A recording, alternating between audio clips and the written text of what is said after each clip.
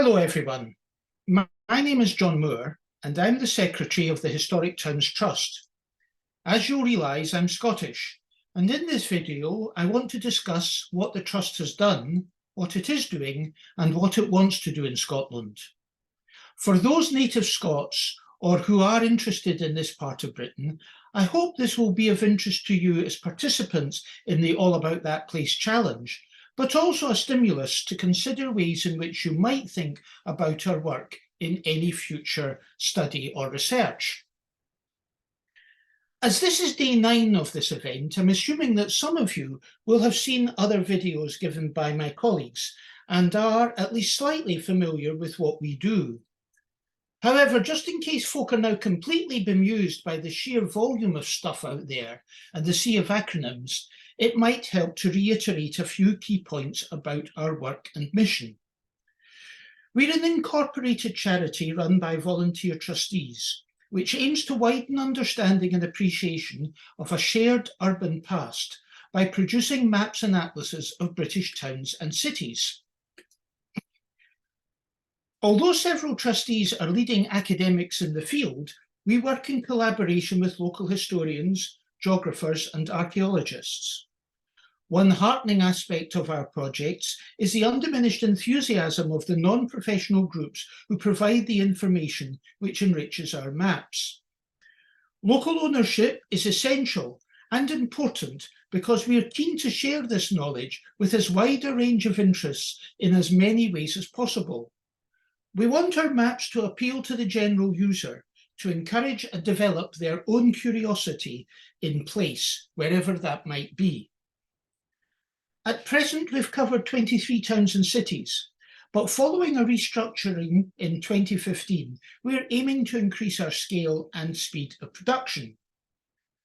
I spent much of my adult life researching Scottish map history, and I'm well aware that there is no need to detail the amazing sources of information contained on old maps. HTT maps seek to show the past and present together, to highlight what was and is part of the urban structure. They are, in effect, maps of the past rather than from the past. This is an important and unique aspect of our output, since there is little conscious editing of what elements of a place's past are chosen for inclusion. Anyone familiar with maps soon realises that they can be selective in what the surveyor or his patron chose for inclusion. So why a specifically Scottish presentation? Well, I think that any work delving into place studies in its widest sense north of the border faces some key challenges. With a vastly smaller population than England, it would be true to admit that Scotland's structure of local history interest groups has, like other parts of Britain, taken a big hit in terms of finance and volunteers over the last 5 years. And this is particularly relevant in a country where the structure lacked the depth and strength of many English regions.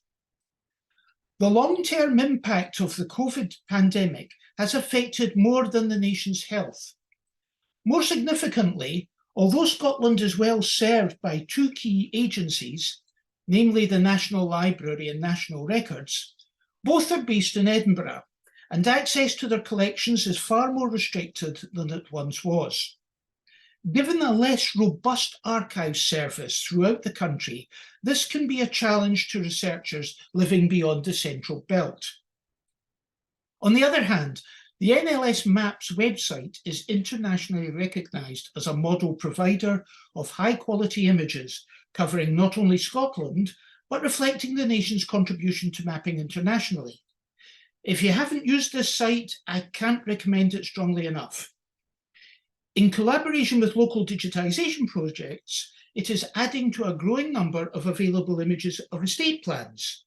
Such group activities as DAMP, the Dumfries Archival Mapping Project, show that regional interest groups can face the challenges of distance and access, underlining the importance of the local input into our understanding of the past.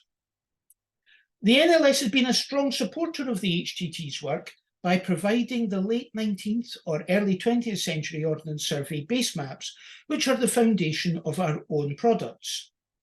Edinburgh is also the home of EDINA, the National Centre for Geospatial Digital Data. One of its services, Digimap, provides a variety of online mapping to subscribing UK higher and further education institutions, and is supplemented by the Digimap for Schools service. As part of our programme of widening access, we are working towards the provision of our mapping online through Digimap in the coming year.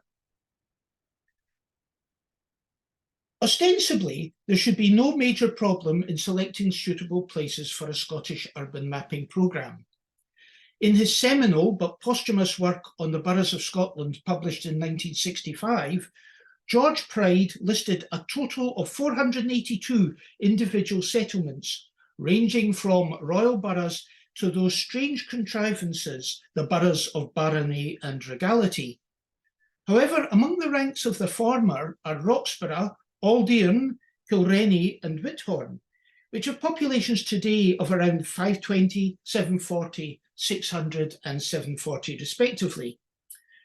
And among the latter group are places such as Torthorwald, Dumglass, Drumochi, Kirkmichael and Halkerton, all of which many native Scots would find it difficult to place.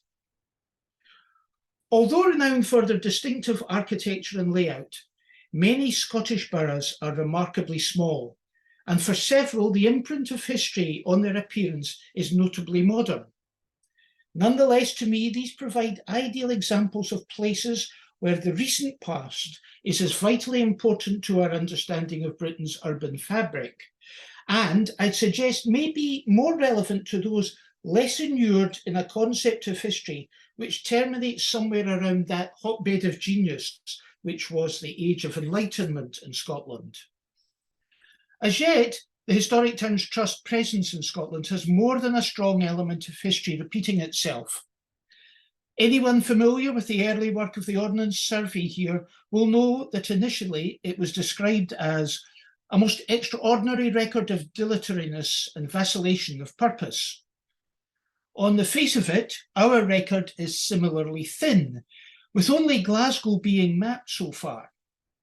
However, this dearth of coverage can't be taken to reflect any lack of concern or prejudice by the Trust. If you look at this coverage map, both the northwest and southwest of England have as yet no maps. One major impediment to extending its programme is in finding local groups prepared to raise the necessary funding and produce the introductory and gazetteer information which illustrate our maps.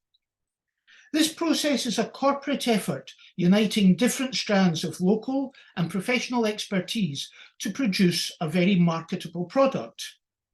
Creating the maps themselves is the responsibility of our cartographic editor, Giles Darks, whose video describing the process is well worth viewing.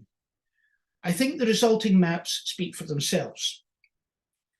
In its first 25 years of existence, the Historic Towns Trust published only 3 atlases. Since then, there have been considerable changes in our approach to mapping, to the design of the maps, and the places which can be considered historic. In particular, the last decade has seen the publication of 4 further atlases and 13 historical maps covering a diverse range of settlements, including Coventry, Hull and Swansea, which I suspect would not have been front-runners with those responsible for the original concept. Returning to the coverage of Glasgow, this appeared 54 years ago within the first atlas, which was published in 1969. Illustrated by 6 maps and accompanied by an extended essay on the city and its growth, it was one of 8 towns included in that first volume. Carnarvon was one of the other places mapped, and until April this year was the only place in Wales so mapped. A quick look at one of these Glasgow maps indicates what was then the production style and what was selected for inclusion. This north sheet of the city centre, dated around 1800, reflects the earlier approach to mapping by the Trust, focusing on one particular date, and didn't really differentiate the age of buildings highlighted. What has changed since then? Well, I became a trustee in late 2020, and despite the pandemic have been involved in projects to produce town maps of Perth and Berwick in association with the Perthshire Society of Natural Science and the Berwick Civic Society, respectively. We're hoping to publish the Perth map by the end of this year and are keen to see this as a catalyst to further Scottish ventures. Attitudes to urban history have changed since the 1960s, and our recent mapping of Coventry and Swansea reflects a new approach to potential towns to be covered, as well as the range of topics depicted. The impact of the 19th century industrialisation has become more relevant to a much wider audience, and such Scottish locations as Dundee, Greenock, Paisley and Falkirk may well be viewed as more likely locations for an historical map than the original trust concept. In many ways, it's up to people like yourselves how we progress and spread the value of our work. Please do get in touch with us, and thank you for your attention.